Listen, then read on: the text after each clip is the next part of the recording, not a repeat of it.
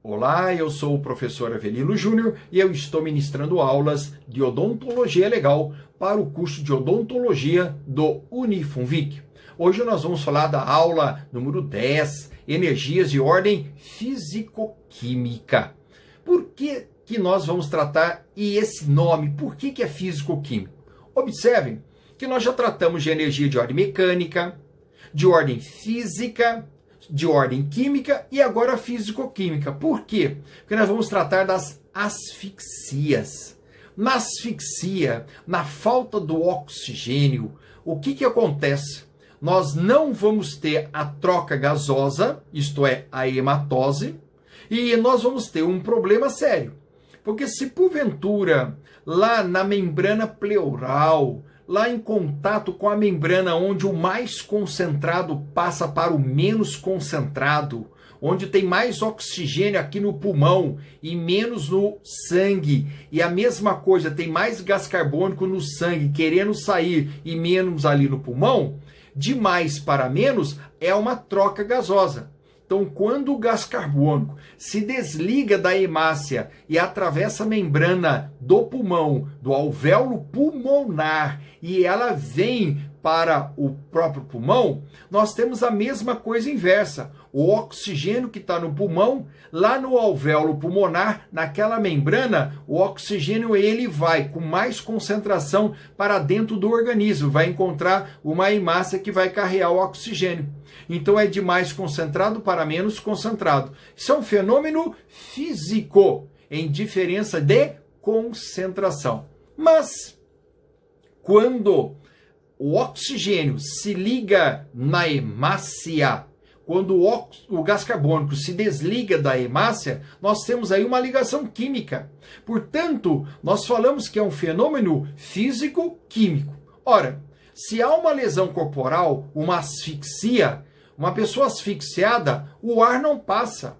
Se o ar não passa, não entra oxigênio, também não sai gás carbônico. Então eu tenho uma energia de ordem físico-química que pode ocasionar a lesão corporal.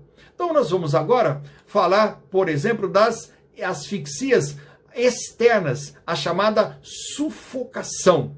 Porque nós temos também a asfixia do lado interno que impede a hematose. Então, uma sufocação é a pessoa estar, como o próprio nome diz, sufocada, está faltando ar do elemento externo. Então pode ser que uma pessoa esteja, como a gente vê muito em filmes, a pessoa está no leito, numa cama, e vem uma outra com um travesseiro e coloca o travesseiro na face, impedindo com que o ar adentre tanto na narina quanto na boca. Então a pessoa vai ficar sufocada. Assim como outras pessoas que engasgam com qualquer alimento. Esse engasgo impede a passagem de ar. Então nós estamos falando aí de um elemento externo praticamente, e não interno. Mas vamos tentar analisar agora a sufocação interna, que seria na realidade asfixia propriamente dita. Vamos começar com o enforcamento. O que é o enforcamento? Quando uma pessoa põe um laço, uma corda ou qualquer material em forma de laço em volta do pescoço, ao apertar, quando a pessoa tem esse aperto no pescoço, nós falamos de enforcamento quando a vítima tem o peso para baixo e esse laço, ele prolonga-se e vai até um lugar mais alto que a vítima. Então a pessoa quando fica pendurada, isto é, tem uma corda amarrada num lugar mais alto do que ele, e a pessoa está pendurada, isto é, não tem nenhuma base, o peso, a gravidade faz com que o peso da pessoa, da vítima, venha para baixo. Mas ela está amarrada, então em volta do pescoço tem uma corda. A corda vai estreitar e vai impedir com que haja troca gasosa. Observem, não é uma sufocação externa. Nós não estamos falando de boca e nariz, não. Está desobstruído o nariz e a boca. Mas está apertando, então na traqueia e também não permite a passagem de ar. Isso chama-se enforcamento. Então enforcamento é quando o peso da vítima está puxando a vítima para baixo e ela está presa com uma corda enrolada no pescoço e está presa lá em cima. Ok? E o que o perito vai ver? O perito vai ver que em volta do pescoço tem um círculo marcado pela corda, mas não é de 360 graus. Por quê? Porque quando a corda está amarrada para o lado de cima, o nó da corda não está preso no pescoço. Então não faz um 360 graus. Mas, se você analisar um estrangulamento, estrangulamento o que é? É um laço em volta do pescoço, onde tem 360 graus, isto é, a corda inteirinha está no pescoço. 360 graus, inclusive com a marca do nó. Mas como isso é possível? Se a pessoa está pesada, ela está pesada, mas ela não está solta no ar. Não é o peso dela. Vamos dar um exemplo. Algumas pessoas utilizam, infelizmente, alguns adereços. Mulheres que andam com cachecol nessa época do frio e vai andar de moto. Ora, se o cachecol for um pouquinho maior e ele estiver na garupa, e porventura o cachecol estiver em forma de um laço, bem fofo, bem solto, mas se enroscar na roda traseira da moto, vai apertar e vai matar a vítima. Por quê? Porque a engrenagem, ou a correia, ou então os próprios raios da roda da moto, vai apertar. E então vai fazer aquele laço, vai apertar, não tem peso nenhum. Ok? Então, muito cuidado. Da mesma forma, aviso as pessoas que andam com alguns adereços. Por exemplo, o advogado. O advogado anda com gravata. Advogado com gravata não pode entrar em setores de indústria, onde tem várias máquinas. Por quê? Porque se uma engrenagem de uma máquina puxar a gravata, vai apertar aquele nó da gravata e vai estrangular o advogado. Observe, não tem peso. Então a diferença de enforcamento para estrangulamento está aí. No enforcamento a vítima fica pendurada, no estrangulamento não. E no enforcamento você não tem uma marca de 360 graus, no estrangulamento você tem. E temos também a esganadura. Esganadura é quando o criminoso, a conduta do agente, com as mãos ele esgana, ele aperta o pescoço. Fica as marcas dos dedos do criminoso ao redor do pescoço. Então não tem laço, tem apenas a força do agente, ok? Muito bem. Como eu disse, na sufocação, há uma oclusão dos orifícios respiratórios de maneira direta, isto é, entupiu, alguma coisa não permite a passagem do ar pela boca ou nariz, ou uma compressão indireta.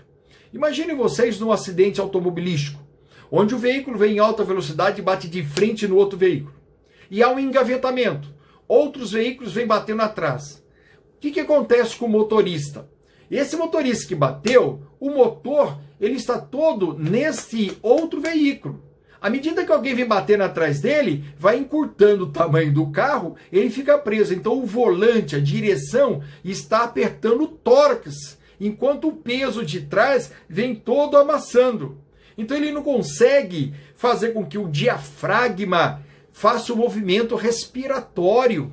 Então ele não podendo aumentar, ter a expansão do tórax, ele vai ter uma sufocação indireta. Morre por falta de respiração. Não que a boca e o nariz esteja ocluído, não. Apenas e tão somente porque o tórax não consegue expandir.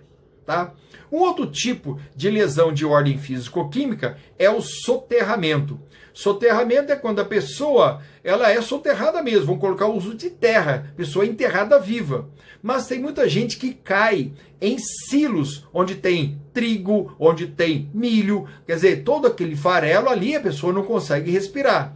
Cada vez que ela inala, inala mais o elemento sólido. Então podemos falar que no soterramento, o oxigênio que a vítima está inalando, ela está inalando também a parte sólida, então é substituído o gás oxigênio por elemento sólido. Mas nós temos também a submersão. Submersão é a morte provocada pela água.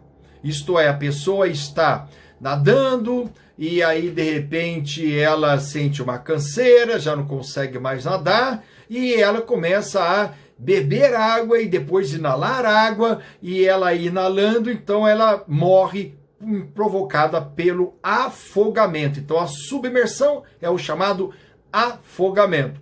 Por que você está falando isso, professor? Não é uma coisa óbvia? Não é tão óbvio.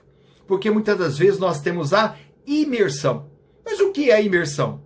A pessoa morreu dentro da água, mas não se afogou. Teve uma parada cardíaca. Bom, parada cardíaca, parou o coração. Parou o coração, para de respirar.